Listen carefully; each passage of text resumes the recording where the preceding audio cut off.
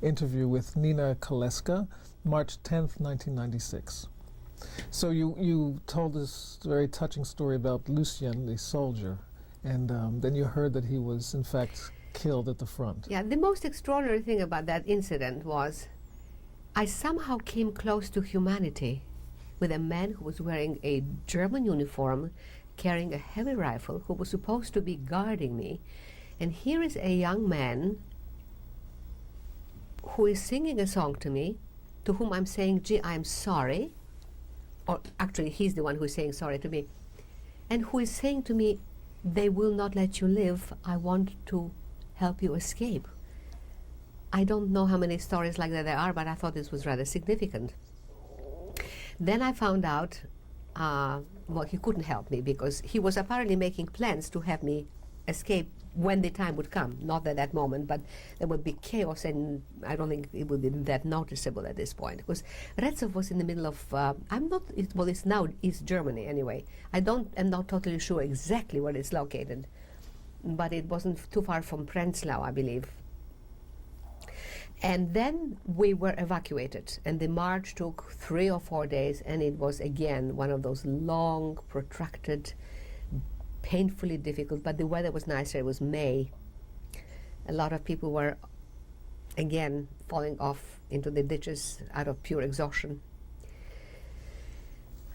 And it was 6 o'clock at night one evening. I don't know what day that was. We saw a barn, and we simply did not go any further. 12 girls just went into this barn, and the Germans didn't really care anymore. It was actually, they weren't the Germans, most of the Germans were up front. These were Romanians and Bulgarian guards who were worse than Germans. They were terrible. They took the place of the guards. They needed more people there. And they must have realized that this is the end, and maybe they're going to be nice, we won't say anything. And we sort of huddled up, and the next thing I realized, the next morning, very early, looked through the crack in the barn, and I saw a Russian soldier. And I walked out of there, and he must have thought I came from another world, and I did. And I spoke Russian to him. And I tell you what was very painful again. At some point, I had at that point spoken fluently. I spoke German and Russian very fluently, so I became a translator for the Russians. And we were trying to get to some kind of a repatriation place or somewhere where there were more people, because we were isolated. And eventually we wound up, I think it was Prenzlau. And the Russian soldier looked at me and looked at the number, and he said, "You're Jewish, huh?" He says, "Boy, I didn't think there were any of you left. I guess he didn't kill them all, did he?" In a way that was as if to say, wow, that anti-Semitic remark was like a knife in your heart. It just doesn't stop, does it? And people don't learn, do they? We were repatriated. I was lying about my age and lying about where I was born, because Martha, that wonderful lady who saved me, and I met her again in Ravensbrück, and she said to me, "No matter what happened, my child, you will meet me, and she was going to adopt me." And so I knew I had no one to go back to Grodno for, and I said, fine. I was born in Žilina. Of course, I was not. My aunt, my only aunt, who was in New York, had great difficulty finding me, because they were looking for somebody from Grodno, and I said I was born in Žilina, and I gave them my age as 2 years younger. 2 years older, which nobody believed me anyway, because I didn't want to go with the orphans transport. And anyway, I wound up eventually in Prague, which is a whole different story. So anyway, I went from Prenzlau on a long 3 or 4 day trip from there to Prague. My friend was never there. I spent 9 months in Prague, and I was brought by the American Joint Distribution Committee to London, where I spent 4 years in London. So your friend, you mean Martha? Martha was never in, she was in Szczecin. She was in a altogether different place. She somehow found me in Prague. And brought me to Szczecin, and she's now living in Brazil, or she was. I think she's I'm not sure she's alive anymore. We could have lost touch with each other. She couldn't write anymore. And So that my life after the war was just as eventful, not painful that way, but certainly I found myself in Prague. I spoke Slovakian, not Czechoslovakian. And they said to us, most of the people on that bus were a prisoner of war or partisans who were coming home. And what struck me so at that point was that everyone who got off the bus was met by a member of the family.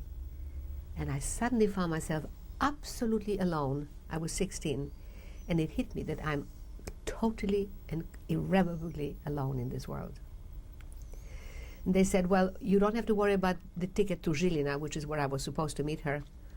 Here is the Jan Masaryk house. You will stay there overnight, and here is a ticket from the air. But what had happened was, on my way from the railroad station, I couldn't remember the name of the place where I was supposed to stay. So I went to this lovely Václavský Park. I sat down on the bench, and I had a little tiny, like one of those little, not a bag, but a little, well, a little tiny bag, whatever was mine was there. These were my big belongings. And a little tiny white sweater somebody gave me.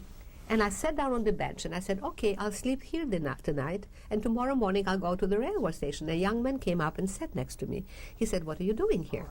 And I said, well, I'm supposed to go. Told him the story. He could have raped me, he could have killed me. I didn't know, and I trusted everybody. Strangely enough, I did. And he said, well, look, why don't you come with me? Why don't you stay here in Prague? I'll put you into a convent, and maybe we can get in touch with your aunt. How do you know your friend is there? I said, I don't know. And to make a story shorter, I spent 3 months in a Catholic convent in Prague. I wrote letters to my aunt, 5 identical letters in Russian, and gave it to American soldiers. And I wrote on each letter on the bottom, I am all right, I am not off my mind, but I don't know whether any of those letters will reach you. If you should get all 5, don't think I have lost my mind. She said, thank God you did that, because I got all 5 of them. I said, the poor child is... And so... you wrote in Russian? I wrote in Russian, right. And, well, I didn't know English. And she spoke Russian? And she spoke Russian, right, of course. Well, she was born, my aunt had been in this country for a very long time, so she spoke 3 or 4 languages. I spoke 7 at one time. You keep learning them. And the only reason I was able to get into Czechoslovakia, because most people who were born in Žilina spoke Hungarian as well, which I did at that point. I mean, you just kind of pick them up. And among the many things that we used to kid around, I said, well, I'm getting my education at the University of Auschwitz. And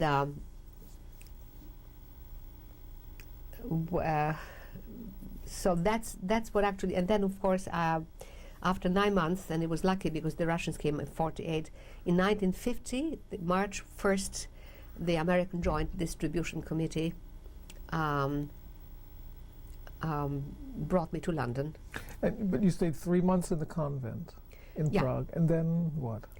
And then I decided that I wanted, as I have always done, I've always moved out on my own.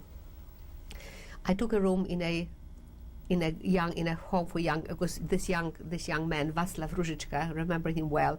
His father was an executive with a large typewriter firm called Švestka. He got me a job there. And so I learned how to type, I learned how to speak Czechoslovakian very quickly, and I got a job in an office. And I lived in this house for young girls where if people young ladies came to Prague to study, the parents wanted them to live under certain conditions, and anyway, I was there. And from there I went to London, and I spent 4 years in London, and that's when I started my music. Then finally my visa was Polish visa, and I was allowed to come to America in 1950, and here I am. And you studied music in London? I started, or how did yes, I was quote unquote discovered, and I was given free voice lessons and piano lessons, yes. And then I was... and you worked? I worked as a dental assistant, yes. First in an office, but I didn't know English well enough, I don't think. Well, I didn't, particularly at that point. And I worked in an office, yes. I had odd jobs, but primarily I worked for a doctor, for a dentist, and started my voice lessons and piano lessons in London. And then I came to this country March 1st, 1950, and I've been here ever since.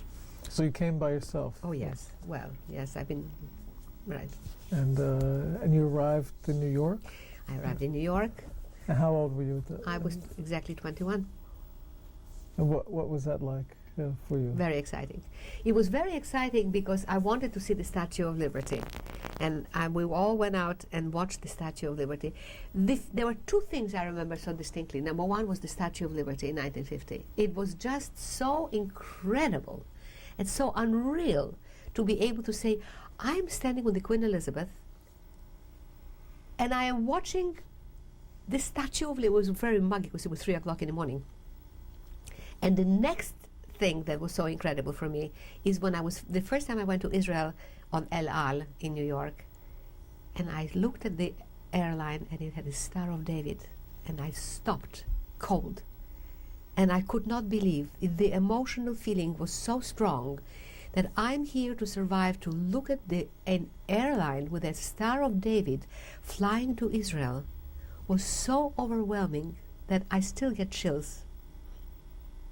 There are some things in life that are just very significant. When I got my master, when I was graduating, and then I got my master's degree, the feeling that I was standing there in my robe, getting a master's degree, particularly in my discipline, which was rhetoric and communication, and to have been able to study so much and read so much material regarding the human condition. The charismatic, how can one man bring a whole nation? It wasn't just Hitler or many. I mean, I learned all of that after the war. I've done a great deal of reading and understanding of what this was all about, because you are interned in a camp and you live in a little pigeonhole, and you can just be concerned with your own survival at a very little time, and suddenly you say, wow, this was happening right next door to me and I didn't even know that. So we never stop learning. I don't think a day goes by when I don't find myself wanting to learn something else, not necessarily about the war. I don't live in the past. I think I function well today because I remember the past.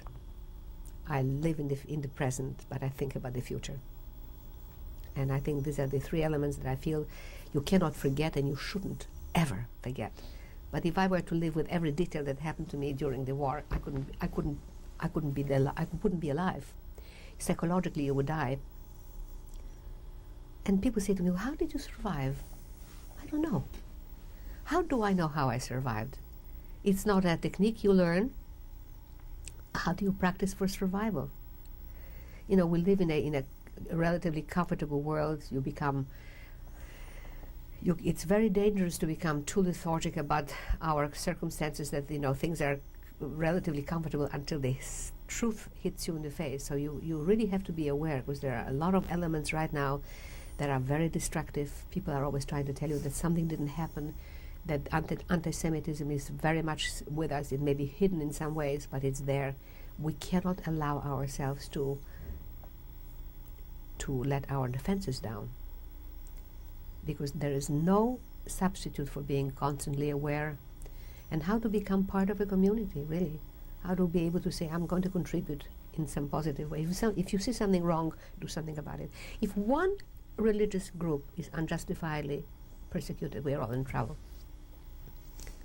I do believe that very strongly, that people have polarized, go out of their way to polarize societies, and this is what the whole problem is. Because, you know, people say, well, can this happen again? You bet it can. I mean, we have the Rwandas and we have the Bosnias, which is horrific. This is people, this is brother against brother. The Holocaust was something very different, and it can happen again. It can happen right here in America if somebody is going to say, everybody with brown eyes is going to be exterminated. Can it not happen? Well, we do have the First Amendment, we have the Constitution, we have alertness, we have a government that doesn't sponsor that. That's good. But people would like to try to change that. And then the world is going to go under altogether. Cannot be. But whenever I have spoken about the Holocaust and about my own experiences, whether it be at universities or at high schools or in churches, I have always felt the urge to say, this is what happened, we must know, no matter how painful it is. But let's hope, let's join the hands together, because the most important thing is we can make it, we can prevent it from happening. If you are with me, if you are aware. Because, you know, just slogans, we live in a world of symbolism and sloganism. Everything is a big slogan, you know, lest we forget. Well, it's a great slogan, but too many people have forgotten. And that is a terrible danger of all denominations. Mustn't do that. Is there anything else you'd like to add, particularly in conclusion? The only thing I can add is that I have tried to live my life very consciously aware of where I came from.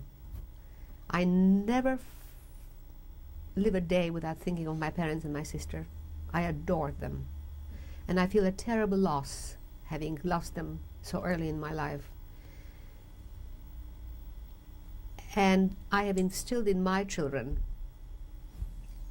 and I have two sons, Ronald and Edward, to be the best possible people that they can be as human beings. And I think I have succeeded. I'm grateful for that.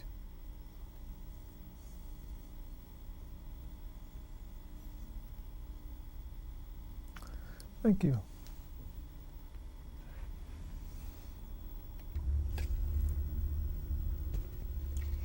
This is my mother, Rahil Kaletska. It was taken in Grodno, and I believe she was a bride at that point. I am not completely sure whether she already became a mother or not. Probably yes. So about what year? Wonderful. I don't know. I imagine probably somewhere in the mid-20s, 1920s, something like that, I would think. What was her maiden name, please? Klebanska. Rahil Klebanska. And of course she became Rahil Kaletska when she married my father. And that's the only, actually it was a little tiny photograph that was given to me by my aunt, and this was enlarged the way it is right now, and I was very delighted with the way it came out, because that's about one of the very few photographs I have of my mother. Unfortunately, I have none of my father, but I cherish this. Could you say your father's full name, My please? father's full name was Chaim Zelik Kalecki, and he was 10 years older than my mother. My mother was, I believe, 40 years old when she was killed, and my father was 50. And I don't have, well, I have now, I personally had no photographs of any kind at all. My aunt had some and gave them to me. This was one of them. This too is a picture on the left, a picture of my mother. Probably when, well, I don't think I was born yet, but on the right is my sister Sala, who was then about 3. And that too is the only picture of its kind that I have more or less of her at that early age. It's interesting how they wore hats in those days. But this is my mother, Rahil Kaletska, and my sister Sala Kaletska, age 3. About what year? The little lady. Probably 1926. In Sala was born, no, maybe a little more, maybe to 1927. I'm sorry, yes, 1920, probably around that, circa and where? mid-20s. In Grodno, Yeah. where we were living, of course. Okay. And this is a photograph of the two sisters, my sister Sala, who was in her school uniform, and of me, Nina Kaletska. I believe I was 9 years old at that time, and she was probably 14. And that dress brings so many wonderful memories. I remember the dress was specially made for me for some occasion. It was a beautiful blue with the blue ruffles made of satin, and I was so pleased to wear that dress. So you're on the left. I'm on the left, and my sister Sala is in her school uniform with a little white collar. So what year? I don't know. I think, as I said, there was probably 1935, perhaps, somewhere around there. 1935 or 1930. No, it was probably. Wait a second. Probably 1937.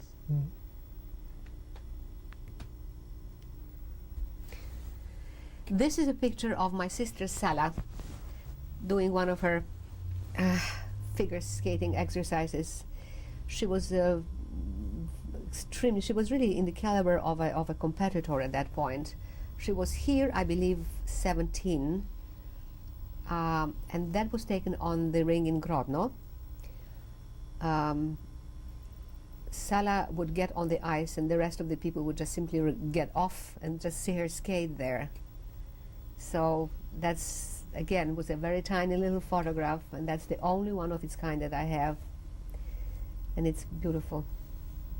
What year is this? Oh, we're talking somewhere in the 30s. I would think possibly 1937.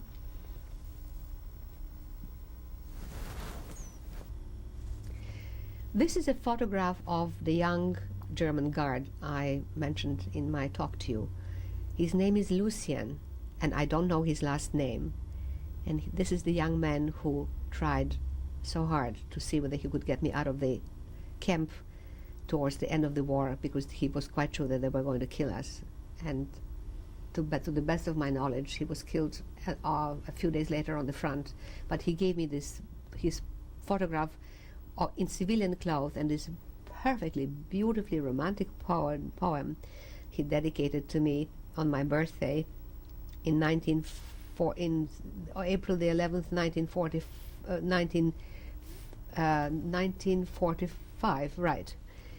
And it merely describes, it's very poetic, it's very beautifully written, and then he says that although he feels happy within, why is he so sad? Well, because we can't be together. And then at the bottom, on the other side, he says, be of goodwill, be strong, and no matter what happens, I will look for you when this is all over, and I shall find you, and then we shall always be together. Very youthful, very hopeful, and very sad because he's dead. And in which camp was that? Was in Redzov am Rechlin, and he was actually from Luxembourg. He was born there, and he was a young medical student. He was 19 years old. That is all I know about him. I don't know the name of his parents. I would have liked to have, because it would have been nice to tell them what kind of a son they had. What happened in those 3 months made an enormous impact on me. And that's why this somehow is, we have incidents in life that can take 1 or 2 days, and it does something to you, because humanity did not die. He was a young man in a German uniform with a German rifle, telling me that he's sorry that he asked a question, what was I doing there? And can he help me? This is me, Nina Kaletska, arriving on the Queen Elizabeth on the 21st of June 1950. Or was it either the 21st of June or the 24th of June, saying hello to America.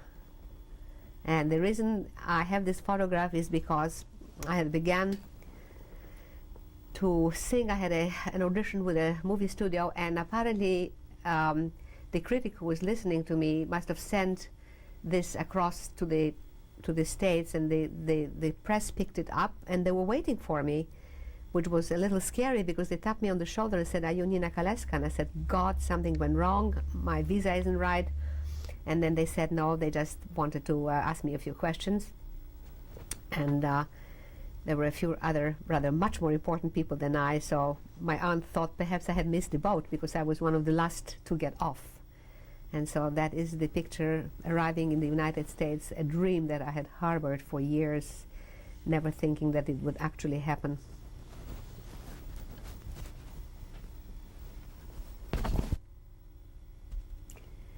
This is my older son, Ronald Harris, and his bride, Bonnie, married here in Philadelphia in April 13th, 1986. And he and his younger brother are probably the two reasons I'm most proudest of. It's a lovely photograph. They are both, Bonnie's originally from Michigan, and they both live in California, of course. The parent of two beautiful children. So that's Ron Harris and Bonnie Harris. This is a photograph of my younger son, Edward Harris, taken 3 years ago. So that must have been taken in 1993. And he is a teacher. I'm very proud of him. And also, among other things, I guess our musical talents have translated into him because he's a very talented young pianist. And I'm extremely proud of both my sons.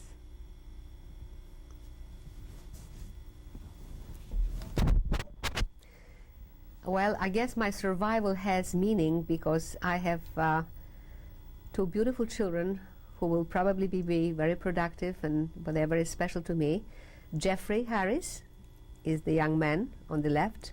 His sister is Laura Ashley Harris and Jeffrey David Harris, and they are both, of course, living in California, in Los Angeles, in Studio City with their parents. And this was taken just a few years ago when I believe Laura was 3 and Jeffrey was 5.5 or 6 actually. And that's my pride and joy. Jeffrey and Laura